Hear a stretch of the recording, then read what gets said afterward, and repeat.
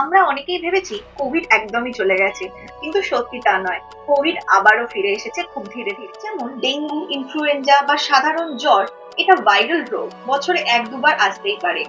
এখন আবার কিছু নতুন কেস দেখা যাচ্ছে।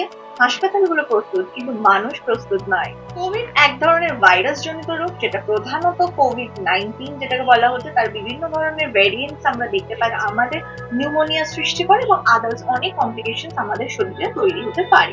আপনি বুঝতেই পারবেন না কার থেকে সংক্রমণ হলো আপনার, কারণ এটা প্রধানত হাঁচি, কাশি বা কথা বলার মাধ্যমেই ছড়ায়।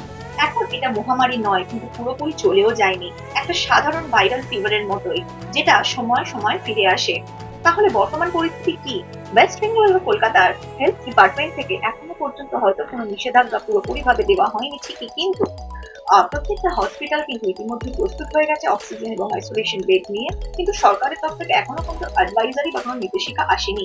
তাই মনে হচ্ছে হয়তো কিছুই হয়নি, কিন্তু আসলে এখনো ব্যক্তিগতভাবে সচেতন হওয়ার সময় এসে গেছে।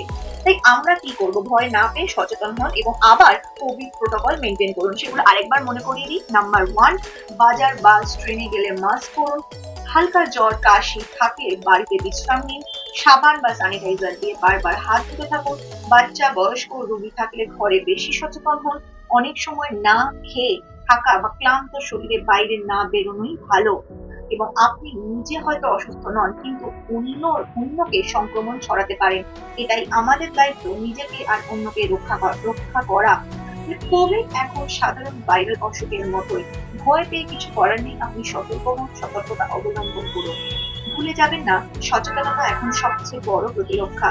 ভিডিওটা শেয়ার ও হ্যাঁ, বেরোনোর আগে কিন্তু মাস্ক পরতে ভুলবেন না।